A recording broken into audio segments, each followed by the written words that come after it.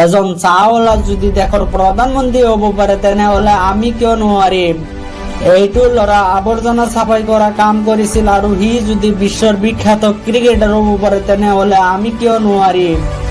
এইজন মানুহ কোনো ডিগ্ৰী নোহোৱাকৈ কেৱল মাত্ৰ পেট্ৰল পাম্পত কাম কৰি ইণ্ডিয়াৰ বেষ্ট বিজনেছমেন হ'ব পাৰে তেনেহলে আমি কিয় নোৱাৰিম। হাই স্কুলৰ বাস্কেটবল টিমৰ পৰা বাদ দিয়াৰ পিছত সি যদি পৃথিৱীৰ বেষ্ট বাস্কেটবল প্লেয়াৰ হ'ব পাৰে তেনেহলে আমি কিয় নোৱাৰিম।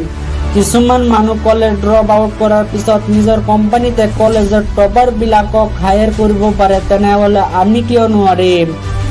এইজন ব্যক্তিক নিউজ পেপাৰ কোম্পানী চাকৰিৰ পৰা বাদ দিয়ে কাৰণ তাৰ ভিতৰত ক্ৰিয়েটিভিটি কম আছিল, আইডিয়া কম আছিল। পিছত সিজনে যদি মিকি মাউছৰ নিচিনা কেৰেক্টাৰ ক্ৰিয়েট কৰিব পাৰে তেনেহলে আমি কিয় নোৱাৰিম।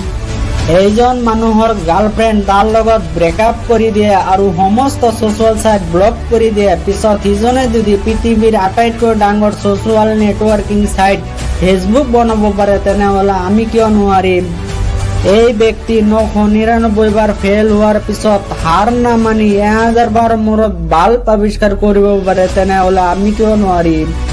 2 বাৰ বিজনেছত ফেল হোৱাৰ পিছত ডিপ্ৰেছনত গৈ 8 বাৰ ইলেকশ্যনত পৰাজয় হৈ 9 বাৰৰ মূৰত আমেৰিকাৰ প্ৰেচিডেণ্ট হ'ব পাৰে তেনেহলে আমি কিয় নোৱাৰিম।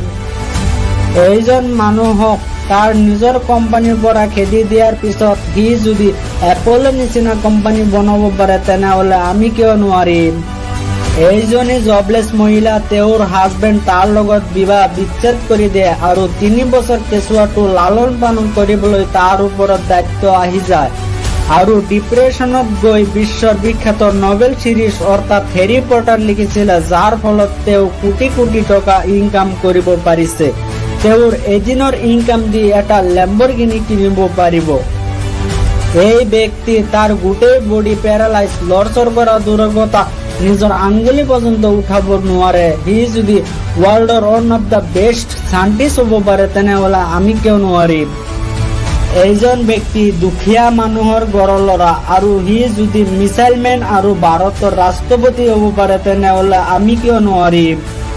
তোমালোকে সকলো বস্তু অৰ্জন কৰিব পাৰিবা যিটো কাম তোমালোকে কৰিবলৈ খুজিছা, যাৰ সপোন তোমালোকে দেখা, একমাত্ৰ তাৰ বাবে এটা স্পাৰ্ক দৰকাৰ। নাথিং ইজ ইম্পচিবল আৰু এই স্পাৰ্ক তোমাৰ নিজৰ ভিতৰতেই আছে। তুমি নিজেই দোষী তোমাৰ ফেল হোৱাৰ বাবে।